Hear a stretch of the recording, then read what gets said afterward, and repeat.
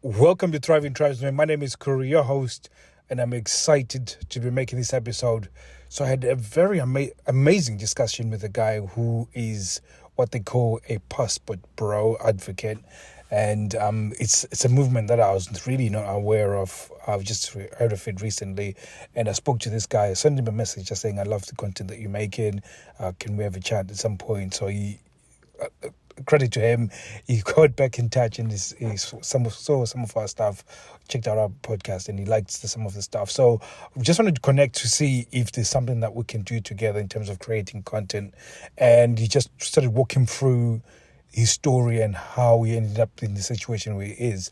And now, if for you guys who don't know what Passport Bro is that it's a guy who he's either been dating in America or in the UK or somewhere in the West, and for whatever reason he feels like he wants a bit more options, and then he's traveled to a different country of maybe types of women that he likes, or maybe the culture that he likes, and then he tries to explore that and see if there's some sort of relationship he can form with that. So there's several places that most men go to, so either South America or somewhere in Asia. Some people have actually gone to Africa as well.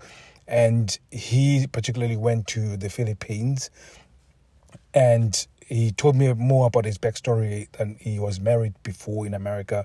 And we talked a little bit about the situation of marriage, what marriage is like, and what are the things that went wrong in his relationship. And if there's just wanted to find out if there's anything that we can do in order to explore a little bit of that and see what's the difference between being married to a Filipino and being married to an American, and how does it serve him. And it has been an insightful conversation because we started talking about different things, and within those conversations we had a few realizations that the Western women, they've moved away from the traditional values, and some of it you can blame feminism, and we talked a little bit about that. Some of it you can blame the fact that as society, as women go for more equality within the workplace, and they talk about gender pay gap and all of that, while that is more prevalent because when they're trying to get equality, it means that there is more responsibility for women to be able to have things together and move away from that traditional wife who stays at home and looks after the children. So there's a bit more almost shaming of that, where they think it's you're less of a woman when you stay at home and look after the children than somebody who's going to pursue careerhood. And again, this is been part of the push, which is, there's nothing wrong with all of that. There's some people that are made for that sort of role and some people that are not. So there's also the other bits where there is a bit more stuff like social media, and then you've got some of the shows that have been prevalent for the past sort of 10 years. So you think of Keeping Up with the Kardashians, you look at the Real Housewives, those type of shows where they show these women that are really glamorous, that live lives of one percenters, and then these women feel like they're entitled to it. So in his case, when he was married, his wife, because he was earning something like, I think he was on 60 or 70K, I think he was saying, and it was a reasonably valuable job. He was earning pretty well, and he's within, I would imagine, 30% of earners in America. But she was resenting the fact that they were not living in a nice house. She was resenting the fact that he wasn't making 100K. She was resenting all of that because she'd got this delusion of what she deserved and what she was entitled to within the relationship. So things started getting sour. And again, this is part of it. You're saying, we're talking about this Real Housewives and how they live this really glamorous lifestyle, and the fact that nothing was ever good enough. So he got credit card debts. He got into a lot of debt. There was a lot of credit cards that he was taking out in order to try and sort of live this life that's a facade. And this is another bit where I think most women in the West are struggling with, that they now try and derive their self-worth within the position they are within their life. So example, the pictures that they show on social media when they go on holidays, that they get validation from, because they get to show people the type of lifestyle that they're living, whether what the types of car that they live in, the house that they live in, the places where they are. They use that as a way, a means to show that they're being successful at life, and really try and elevate themselves in terms of a status point of view.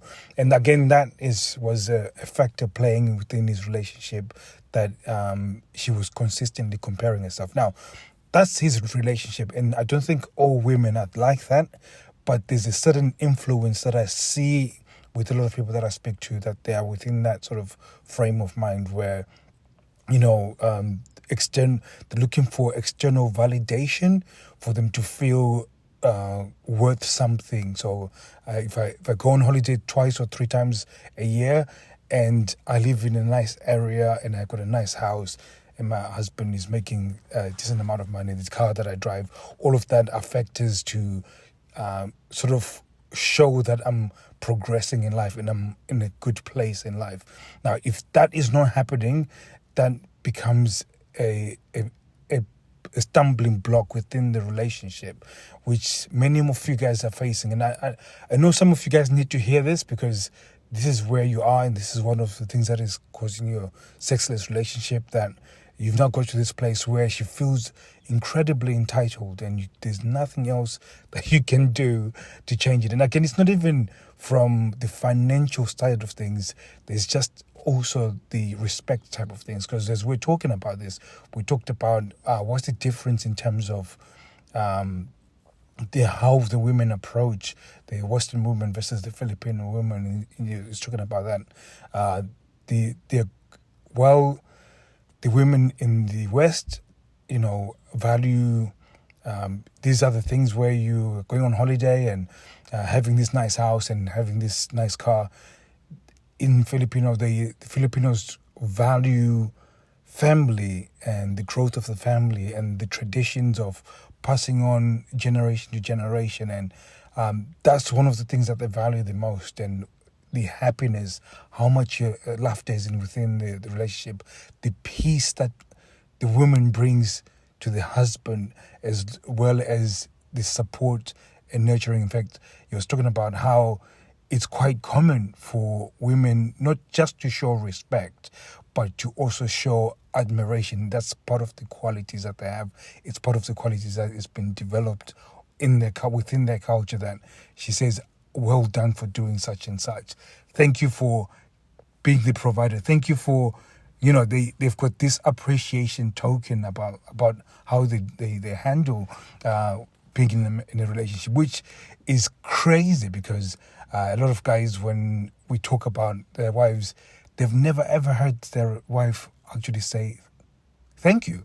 They've never had their wife actually say, I appreciate you for working so hard, or I appreciate you for who you are and being the man that I can trust and serve. And they've never heard that from their wives, ever. So you get to see that there's this massive disparity when it comes to relationships.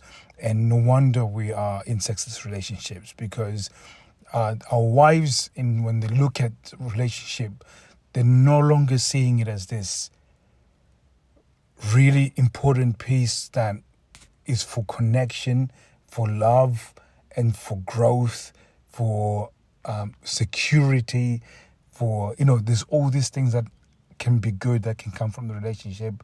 They're using this as some sort of way of posturing, feeling good about themselves, that, and all those other things that are negative. So I'm just going to end it on here, because there's a binman truck that's about to come and make a lot of noise.